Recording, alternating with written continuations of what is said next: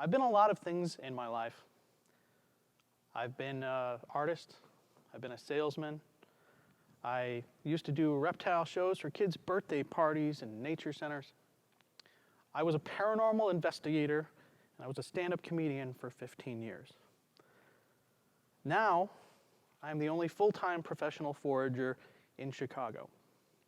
But one thing I've always been is a naturalist.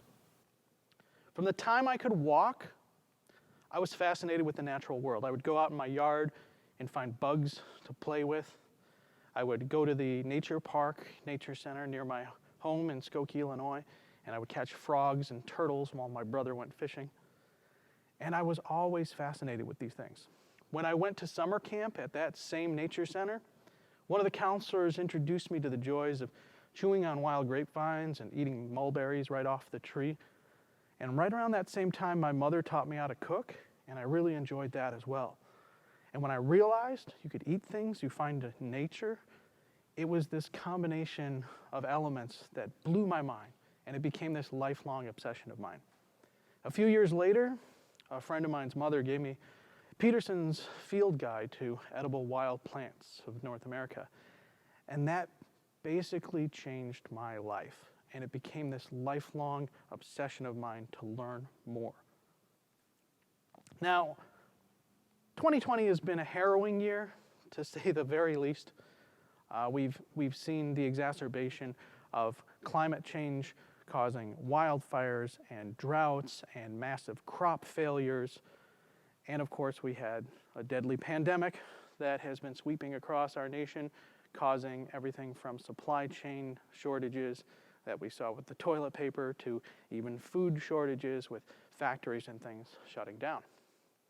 And I think it's come to the time that we all need to have a backup plan. What do we do when the grocery stores go away? Now, I don't want to come off like this crazy prepper. I don't have a dozen guns. I don't have a bug out place. I don't have a stockpile of MREs. Not to say that prepping is a bad thing, but it's only really practical if you're staying in one place. And if you're looking at things realistically, the collapse of our society won't be something that allows us to stay in one place. At least at this point, we're looking at something like war, or a weapon of mass destruction, or a deadly pandemic. And all of those things will require us to be mobile. And there's only so many things you can take with you. So, what's the solution? It's like, sure, you can grow your own food, but you can't take a garden with you. Once all the grocery stores are gone and the food runs out, the only thing that we're going to have is nature to provide for us. What a lot of people don't realize is that the modern incarnation of the grocery store did not exist until 1916. Sure, there were general stores and farm stands and things like that, but our great-grandparents didn't have the ability to just go to the grocery store and stock up on food for a couple of weeks.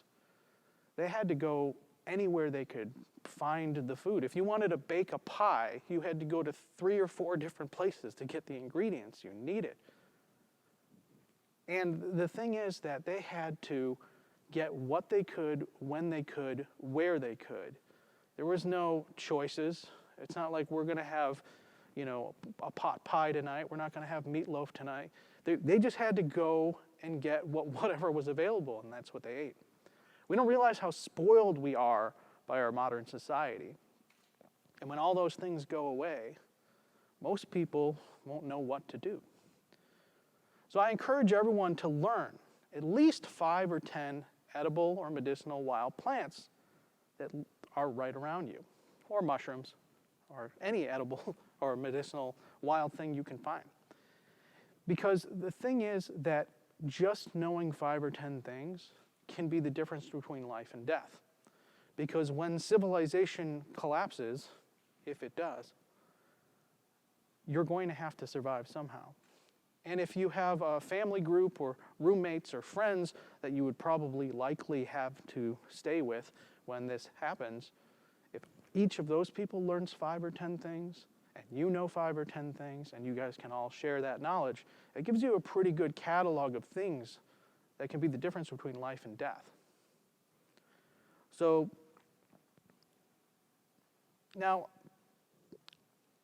I want to say that not everyone can just learn stuff like I can. I have severe ADHD, and that's why I was able to learn so many of the things I was able to learn.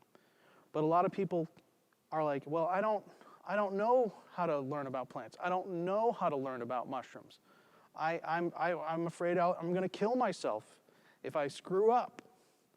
But it's like, you remember every Pokemon that you had when you were a kid. You remember all the lyrics to your favorite Katy Perry song. You know every character on Game of Thrones and your favorite TV show. You remember all these things. Like, you have the ability to remember stuff. It's not that hard to learn plants or mushrooms. One of the things that always bothered me about TV shows and movies that took place in apocalyptic situations is everyone's scattered running around looking for canned goods and dried goods and rice and beans and all these supplies, when all of these things exist right around us. Like, why aren't these people going to the library and getting books? Like, that's where all the good information is. Canned goods are going to run out. Rice is going to run out. Beans are going to run out. When you grow your own food, a pest or a weather event or a night of hungry deer can completely demolish your crop. So you need to know what is edible around you. So I think that I can teach you 5 edible things that you probably already know, that you've probably already seen, that grow right around you. So I want to show you a little montage of some of the things that I have foraged right here in Chicagoland. These are Dame's rocket flowers. This is black locust flowers, pawpaws, autumn olive, acorns, wild garlic, chanterelles, boletes,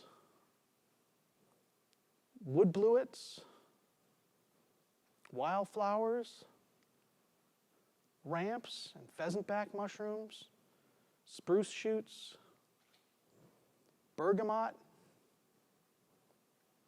indigo mushroom, wild blueberries, chicken of the woods, wild strawberries, edible forest greens, June berries, puffball mushrooms, wild chamomile. All of those things are available right around us if you know where to look and you know what to look for. So I want to teach you 5 edible plants that you already know. 5 edible wild things that you already know. Cattails. Just the common cattail. They're not just a wild corn dog meme. They're a real plant. And you've probably seen them all over the roadsides and ditches. They grow in wetlands all throughout the Midwest and Western United States, Eastern United States. Pretty much anywhere you go, as long as you're not in the desert, you're going to find cattails. And cattails were a staple diet of the Native Americans. Not only can you eat the starchy roots, you can eat the shoots, you can even eat that brown sausage flour right before it comes out of the flower stalk. And it's actually really tasty. It's probably one of my favorite wild edibles. And these are how they look in the wintertime, so you know where to go to dig up the roots.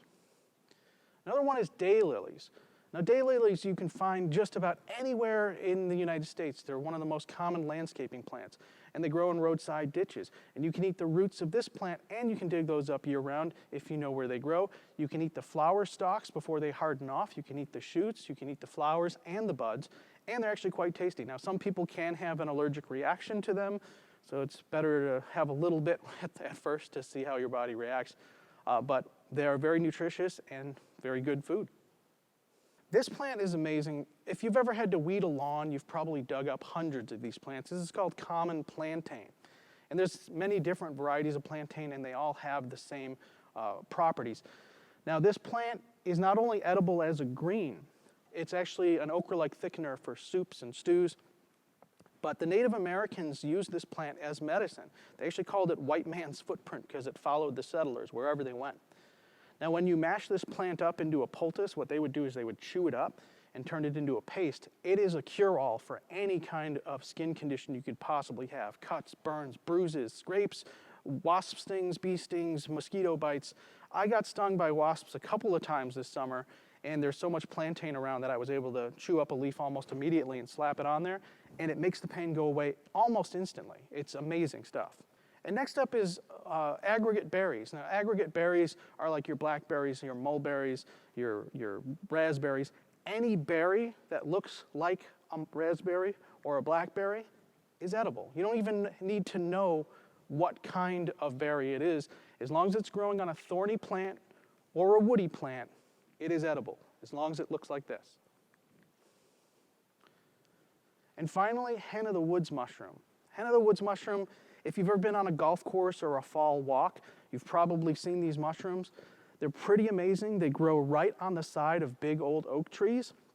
And not only are they packed with vitamins and minerals, they have polysaccharides in there that help fight cancer. They're great immunity boosters, and they actually have melanin in them and store vitamin D. So the darker the mushroom is, the more vitamin D it is stored, and you can actually use it to fight seasonal depression.